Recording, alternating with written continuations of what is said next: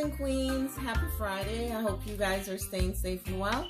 I just wanted to show you what hubby requested today. It's some saltfish with butter beans. Yes, it's so yummy. And he wanted some cornmeal dumplings and also some boiled bananas and corn. Now you don't have to boil the bananas in the skin, but if you choose to do that, just make sure you wash the bananas very well before you do that. And guys, I have the link to this recipe on my channel. I also have how to make boiled dumplings, okay, and how to boil bananas as well. So if you decide to try any of these delicious recipes, check out the link. Until next time, be kind to others. One love.